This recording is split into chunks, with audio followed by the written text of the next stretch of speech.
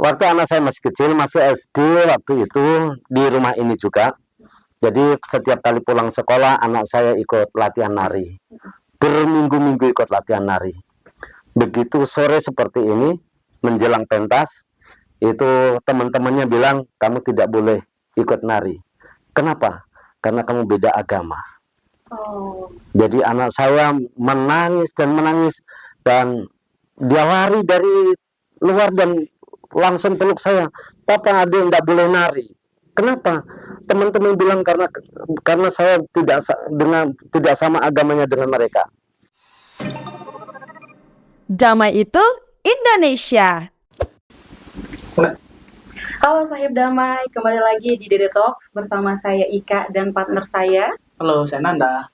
Nah, dalam rangka memperingati Hari Kenaikan Isa Al-Masih, jadi aku Nanda sudah terhubung bersama salah satu pendeta yang terkenal di Lombok nih teman-teman. Ya, kita mau kenalan dulu tapi sebelum kita ngobrol ya.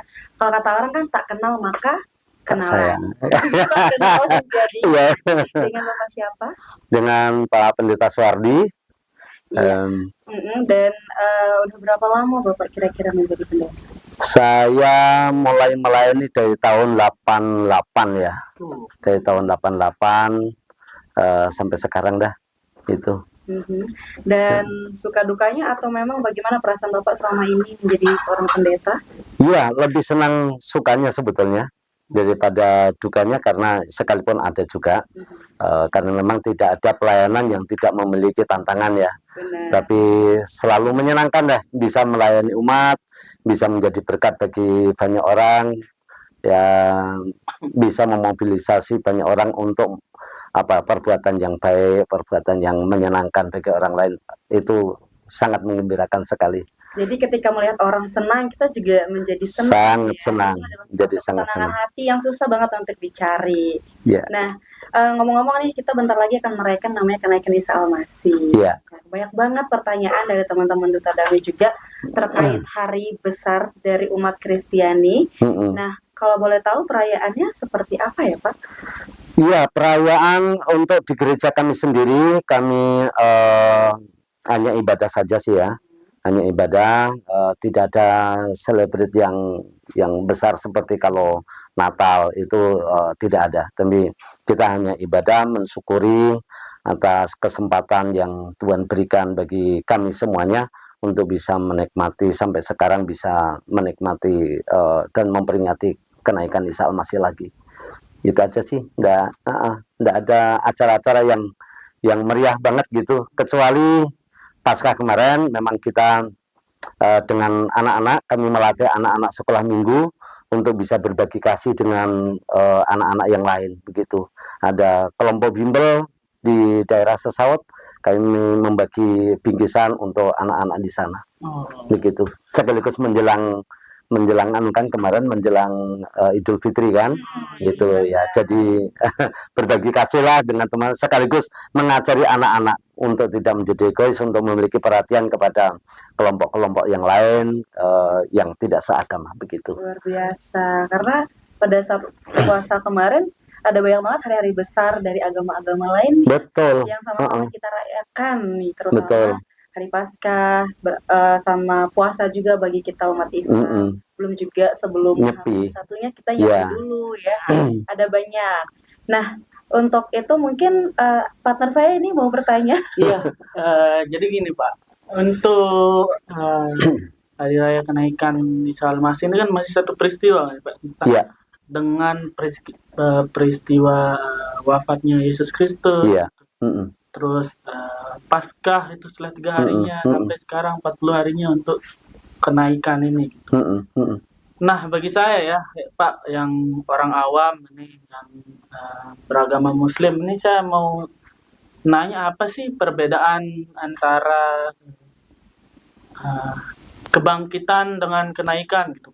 Apalagi ini kan masih satu rangkaian peristiwa gitu. Iya. Bedanya itu di mana? Sebetulnya bukan perbedaan, tetapi sebetulnya itu lebih bersifat kelanjutan ya.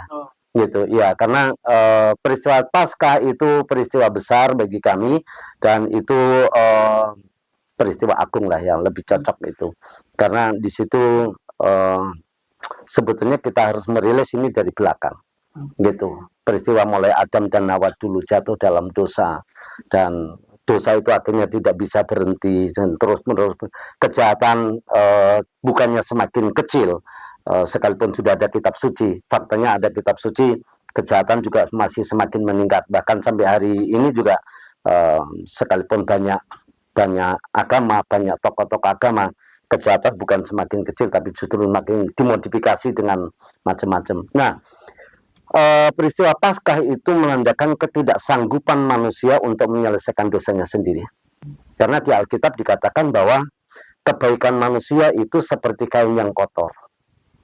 Perbuatan baik kita itu. Karena di dalam tubuh kita ada jahat, ada baik, ada satu. Itu sebabnya Alkitab memberitahukan bahwa kebaikan kita itu seperti kain yang kotor. Nah, dosa tidak bisa diselesaikan dengan perbuatan baik kita. Kalau misalnya itu karena perbuatan baik, ukurannya seberapa? Jumlahnya harus berapa? Kualitasnya seperti apa? Siapa yang menilai? Kita tidak pernah mendapatkan penjelasan itu.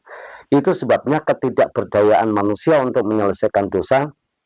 Isa Al-Masih menurut dua kitab besar kita, ada Alkitab dan ada Al-Quran, memberitahukan kepada kita bahwa Isa Al-Masih itu berasal dari firman dan kalimatullah, kan itu kalau di dalam kekristenan itu disebut sebagai firman dan roh Allah yang menjadi manusia, bukan menjelma tetapi yang menjadi manusia. Nah, dia suci, ya, dia suci, itu sebabnya dia bisa menyelesaikan dosa. Orang berdosa tidak bisa menyelesaikan dosa. Harus ada yang suci yang bisa menyelesaikan dosa. Nah, itu sebabnya Isa Al-Masih turun ke dunia untuk apa? Menolong supaya saya yang berdosa, kita semua yang berdosa sebetulnya, itu diberi kesempatan untuk bisa menikmati jaminan masuk surga. Seperti itu. Nah, Paskah itu peristiwa besar karena disitulah penyelesaian semua dosa. Isa Al-Masih waktu di kayu salib itu dia berkata begini, sudah selesai. Apa yang sudah diselesaikan? Satu, menyelesaikan penebusan dosa. Yang kedua, penyelesaian terhadap perseteruan dengan iblis, mengalahkan iblis. Yang ketiga, mengalahkan maut. Mengalahkan maut itu terjadi pada waktu dia kebangkitan. Pada waktu kebangkitan. Nah, itu sebabnya Isa Al-Masih bangkit dari kematian, itu membuktikan bahwa maut tidak berkuasa lagi atas Isa Al-Masih, dan kita sebagai orang percaya diserap di dalam kemenangan Isa Al-Masih itu. Jadi kalau ditanyakan perbedaannya, sebetulnya bukan perbedaan, tapi ini kelanjutan. Karena Isa Al-Masih sendiri sudah memberitahukan kepada murid-muridnya bahwa setelah dia mati nanti dia akan naik ke surga. Di kitab Yohanes itu diceritakan seperti itu. Jadi istilahnya itu merupakan hari kemenangan bagi umat Kristiani ya. Kemenangan melawan hawa nafsu dan dosa-dosanya. Baik, kurang lebih sama seperti kami di Muslim ya. Kalau misalnya sudah menuju Lebaran, Hari Raya Idul Fitri itu sudah mereka hari kemenangan, teman-teman. Ternyata kita memiliki banyak kesamaan ya. Betul. Dan sebenarnya satu tujuan kita semua umat beragama hanya ingin hidup damai dan saling toleransi saja. Setuju. Lalu bagaimana nih kira-kira Bapak melihat perkembangan, kalau kita misalnya melihat ya tentang kenaikan Isa Al-Masih ini mempengaruhi perkembangan umat Kristiani dimanapun berada atau di seluruh dunia? Perkembangan yang saya lihat sebetulnya perkembangan peningkatan spiritual ya. Itu peningkatan spiritual. Kalau peningkatan jumlah orang yang percaya kebanyakan juga karena faktor regenerasi saja itu. Tapi yang saya lihat adalah perkembangan spiritual, dia semakin banyak orang-orang percaya, semakin baiklah begitu. Ya, satu hal yang saya perhatikan sekali adalah banyak orang Kristen yang sekarang hidupnya jauh lebih baik daripada masa-masa lalu. Harus diingat bahwa kekristenan seringkali diperhadapkan kepada okultisme ya, kami menyebut okultisme dengan ilmu-ilmu hitam dan ilmu perdukunan dan sebagainya. Zaman dulu itu seperti itu. Orang Kristen masih banyak orang yang pergi ke dukun. Tetapi setelah beberapa tahun terakhir ini yang saya perhatikan bahwa spiritualitas umat Kristen semakin meningkat, mulai meninggalkan perdukunan, cari orang pintar dan lain sebagainya, dan lebih banyak bergantung kepada Tuhan, ya, bergantung kepada Yesus daripada bergantung kepada mereka-mereka ini. Iya. Iya, Pak, saya juga nonton film-film horor yang di barat kan, film-film horor di barat kan. Rata-rata kan diceritain tentang umat Kristen yang masih percaya kepedukunan gitu, masalah ilmu hitam gitu. Itu ternyata banyak dijadikan inspirasi di film-film barat, kemudian dilawan dengan kayak simbol-simbol salib gitu. Mungkin ada hubungannya ya sama itu. Terus Pak, kalau kita melihat di belahan dunia ini atau di Mataram lah khususnya gitu, perayaan hari kenaikan Isa Al-Masih ini dirayakan seperti apa? Apakah ada upacara khusus atau ibadah khusus atau ada cara-cara khusus gitu yang khusus ada untuk kenaikan Isa Al-Masih ini, Pak? Ya, sampai sekarang ini tidak ada kegiatan-kegiatan yang bersifat kolektif ya, karena ada banyak denominasi nih di Kota Mataram, ada banyak gereja, tapi sampai sekarang masih bersifat lokal saja. Jadi setiap gereja melakukan ibadah menurut tradisi mereka saja, gitu. Tidak ada kegiatan yang besar menyangkut kenaikan ini. Tapi kalau Paskah beberapa kali kita bikin kolektif itu. Natal kita bikin kolektif itu, tapi untuk kenaikan biasanya jarang sekali dilakukan kegiatan yang bersifat kolektif itu, di gereja-gereja lokal saja dengan ibadah masing-masing seperti itu. Ibadah-ibadah yang seperti biasa dilakukan di setiap hari Minggu ya. Iya. Nah, tentang peringatan ini tentunya pasti akan selalu ada pesan yang ingin disampaikan dari entah itu agama Kristen atau dari Isa Al-Masih sendiri. Kira-kira dalam rangka kenaikan Isa Al-Masih ini adakah pesan atau sesuatu yang bisa diaplikasikan ke dalam kehidupan sehari-hari? Oke, ya, pasti ada. Khotbah saya minggu yang lalu saya sampaikan kepada jemaat bahwa momentum dari kebangkitan sampai kenaikan itu adalah momentum di mana orang-orang percaya mestinya semakin bergiat di dalam Tuhan, semakin setia dengan Tuhan, semakin banyak mengandalkan Tuhan, karena situasi dunia yang sekarang ini kita tahu bahwa presiden kita berkali-kali menyebutkan ini tahun krisis ya, ini tahun krisis, tetapi resesi dengan resesi itu. Tetapi dalam khotbah saya kemarin saya menyampaikan kepada mereka, oke lah, dunia memberikan informasi kepada kita ini tahun resesi, tapi dengan iman kita akan ubah itu menjadi tahun resepsi. Iya, menjadi tahun resepsi, karena di situ ada pesta, kita akan tetap pesta di dalam Tuhan, seperti itu. Ya, itu sih yang saya sampaikan dengan jemaat yang kami layani beberapa minggu yang lalu ini. Saya ingat pembicaraan saya dengan Bapak beberapa minggu yang lalu ya. Bapak kan pernah cerita kalau di Kristen itu ada berbagai macam denominasi. Iya. Nah itu masing-masing denom itu ada yang ada perbedaan nggak dalam interpretasi mengenai kenaikan Yesus Kristus nih gitu. Kalau misalnya ada itu tentang apa dan kalaupun ada misalnya tentang apa, terus kenapa hal tersebut bisa terjadi, Pak? Apakah ada sebab dan apa yang harus kita sikapi gitu? Kita nyikapinya dengan cara yang kayak gimana gitu, Pak? Ya, kalau interpretasi mengenai kenaikan saya pikir hampir tidak ada ya, gitu, hampir tidak ada, kecuali beberapa interpretasi yang berkenaan dengan misalnya keselamatan, apa keselamatan bisa hilang atau enggak. Nah itu memang ada, tapi untuk kenaikan saya rasa tidak ada. Dan karena dasarnya sama dengan Alkitab, meskipun ada banyak denominasi, tetapi kami tetap memiliki pandangan yang sama seperti apa yang dikatakan oleh Alkitab, gitu. Apapun nama denominasinya, panduannya tetap satu, yaitu Alkitab. Jadi semua informasi doktrin yang diajarkan semua berasal dari sana sih, gitu. Jadi tidak ada perbedaan. Sampai sekarang saya belum pernah mendengar ada perbedaan mengenai interpretasi mengenai kenaikan Isa Al-Masih ya, itu.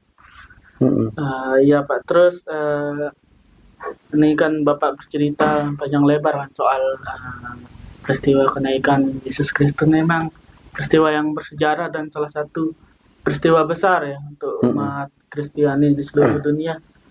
Nah, gimana peran peristiwa kenaikan Yesus Kristus ini dalam membawa perdamaian dan persaudaraan gitu, dimana sekarang kan kita lihat di dunia ini di mana-mana ada pertengkaran, ada perang, ada perpecahan karena masalah politik, masalah agama dan sebagainya. Nah, bagaimana ada kaitannya peristiwa ini dalam membawa pesan-pesan perdamaian gitu untuk seluruh umat manusia di bumi ini?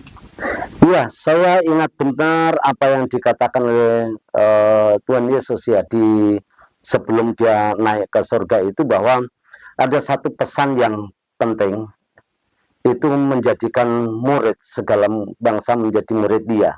Nah, jadi murid itu harusnya seperti Yesus, karena Yesus berkata, damai sejahtera ku berikan kepadamu, damai sejahtera ku tinggalkan bagimu. Nah, apa yang ditinggalkan, apa yang diberi dan apa yang ditinggalkan oleh Yesus kepada gerejanya, kepada pengikutnya, itu yang sebetulnya kita sedang kerjakan, gitu loh. Sekalipun kami ada begitu banyak denominasi, tapi kami tidak pernah saling kamu salah, kamu sesat, kamu dan lainnya. Itu kita tidak pernah menjustis teman-teman kita seperti itu. Kenapa? Pesan perdamaian itu satu dengan yang lain itu harus kami genggam erat-erat, gitu loh. Ada perbedaan iya, ya, ada masalah iya, tetapi bukan berarti masalah itu menimbulkan perpecahan, menimbulkan problem, menimbulkan terjadi pertengkaran, apalagi sampai terjadi pentumpahan darah. Itu bukan pola yang diajarkan oleh Yesus, gitu ya. Bahkan dari Yesus sendiri sudah mengajarkan perdamaian dari dulu ya, sangat kepada murid-muridnya, sangat iya, umatnya bahkan. Nah, melihat fenomena yang mungkin aku nggak tahu apakah Bapak pernah mengalami atau enggak, entah itu merasakan pernah didiskriminasi atas apa yang Bapak bawa selama ini, atau bahkan mungkin Bapak pernah punya pengalaman yang tidak enak nih dalam beribadah ya, bahkan bisa dikatakan sebagai minoritas gitu. Kira-kira bagaimana pesan Bapak untuk kita semua dalam menyikapi dan bangkit lagi? Iya, saya ingat betul pada waktu anak saya masih kecil, kapan dari saya sudah pernah cerita ya. Itu damai belum tahu. Iya, betul. Ya, waktu anak saya masih kecil, masih SD waktu itu, di rumah ini juga. Jadi setiap kali pulang sekolah, anak saya ikut latihan nari. Berminggu-minggu ikut latihan nari. Begitu sore seperti ini, menjelang pentas, itu teman-temannya bilang, kamu tidak boleh ikut nari. Kenapa? Karena kamu beda agama. Jadi anak saya menangis dan menangis, dan dia lari dari luar dan langsung peluk saya. Papa, adik nggak boleh nari. Kenapa? Teman-teman bilang karena saya tidak sama agamanya dengan mereka. Oke, saya mulai berpikir bagaimana bisa menolong menenangkan anak saya. Lalu akhirnya saya pergi keluar. Saya ajak keluar, saya jalan-jalan dan beli bakso. Lalu sudah malam sekali. Lalu saya pulang. Saya berpikir di sini sudah selesai. Tapi ternyata belum. Jadi begitu sampai di rumah, mereka masih ramai di sini. Iya. Lalu anak saya pegangan di terali jendela itu. Papa, adik tidak boleh nari. Papa, adik mau nari. Dan itu yang paling sulit untuk saya. Gitu. Dan itu paling sulit juga yang dirasakan oleh anak saya. Ya, berhubungan dengan kasus seperti itu sebabnya saya sudah lama sekali. Saya sudah sangat lama sekali merindukan ada anak-anak muda yang tergabung, yang menjadi penggerak perdamaian, penggerak toleransi. Sangat saya rindukan sekali.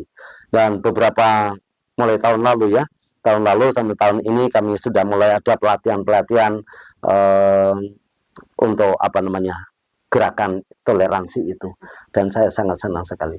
Tapi itu pengalaman yang kami rasakan cukup memukul memang, terutama yang saya pikirkan adalah bagaimana perasaan anak-anak saya. Kalau saya sih mungkin karena sudah dewasa bisa memahami ya, tetapi anak kecil kan masih sulit sekali gitu. Kalau boleh tahu sekarang putri atau putra? Putri. Putri Bapak berarti sudah selesai kuliah, sudah 2-3 tahun yang lalu. Ya. Nah, kira-kira pesan apa nih yang bisa Bapak berikan untuk teman-teman pesahib damai yang sedang menonton, untuk gimana caranya supaya kita tetap menanamkan rasa toleransi terhadap sesama, walaupun mungkin di sekitar kita ada 1 atau 2 orang yang berbeda dari kita. Karena dengan rasa tidak adil tadi, menurut saya itu tidak adil kan. Itu juga membuat saya sedih, Pak. Yeah. Mendengar cerita yang tadi. Kira-kira gimana? Ya, saya terima kasih. Saya sangat menghimbau kepada kita semuanya. Kita ada dalam satu rumah besar Indonesia. Sekalipun dalam rumah besar itu ada kamar-kamar, tetapi harus diketahui bahwa kita memiliki rumah yang besar yang harus kita jaga bersama. Kita tidak akan pernah bisa menjaga negara ini, kita tidak akan pernah bisa menjaga bangsa ini dengan baik kalau di dalamnya kita selalu bertengkar.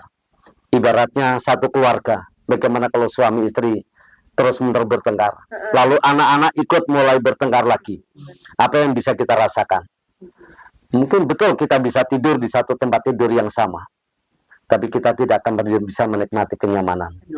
Iya, damai itu bukan datang dengan sendirinya. Damai itu harus diciptakan. Damai itu harus dibuat. Dan siapa yang membuat? Bukan orang lain. Diri kita. Dimulai dari diri kita. Kita bisa berdamai dengan diri kita sendiri. Kita bisa berdamai dengan orang-orang yang ada di sekeliling kita. Perbedaan itu memang sudah kodrat ilahi. Ya. Saya tidak pernah menginginkan saya jadi orang Jawa. Ya. Saya tidak pernah menginginkan juga jadi laki-laki. Tetapi itu memang kodrat ilahi yang seperti itu. Mari kita rawat negara ini dengan kedamaian, dengan kebersamaan, di satu cengkeraman yang sama, Bhinneka Tunggal Ika. Ya. Ya, meskipun kita beda-beda ya, saya keinget salah satu pesan di Alkitab ya, kalau nggak salah itu mungkin bisa dikoreksi Pak kalau nggak salah. Yeah. Itu ada di Alkitab bilang, ini saya suka banget nih ya, bilang kasihanilah sesamamu seperti dirimu sendiri ya, kalau nggak salah. Oh iya, iya. Kalau nggak salah itu di Matius kalau nggak salah. Betul. Kasihanilah sesamamu seperti kasihanilah sesamamu seperti kamu mengasihi dirimu sendiri ya, kurang lebih begitu. Nah itu saya senang banget lah itu sama kalimat itu, sama ayat itu, gimana kita berbeda-beda itu Pak di Indonesia ini, tapi kita masih harus saling mengasihi gitu ya, seperti kita mengasihi diri kita sendiri ya. Ada pesan Kak? Kalau aku sih tadi udah akhirnya terjawab semua pertanyaan yang selama ini aku penasaran gitu tentang umat Kristiani seperti apa, apalagi dengan acara-acara besarnya, hari-hari besarnya. Dan tentu saja dengan diskusi aku bersama Bapak sore hari ini jadi makin membuka mata bahwasannya memang benar nyaman itu nomor 1, ya kan? Untuk apa istilahnya, menjalin sebuah hubungan, entah itu hubungan keluarga, hubungan pertemanan, relasi, bahkan kehidupan. Yeah. Dan mungkin ini terakhir dari kita ya. Terima kasih. Ada lagi ya, briefing dong saya. Gimana sih? Kurang briefing kita Pak. Bisa lupa diedit ya. Ya Pak, mungkin dari saya mewakili teman-teman yang lain, mewakili Duta Damai Nusa Tenggara Barat, mitranya BNPT kita Pak, Badan Nasional Penanggulangan Terorisme, Subdit Kontra Propaganda Pak. Salah satu program kita itu ini Pak, bikin podcast tentang Ya. kita membahas hari-hari besar keagamaan maupun isu-isu lain tentang isu-isu tentang toleransi, keberagaman dan lain-lain.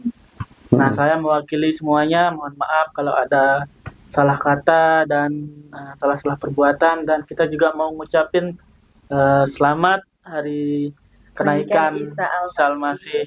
Makasih, makasih. Semoga damai menyertai kita semua. Amin, amin, amin.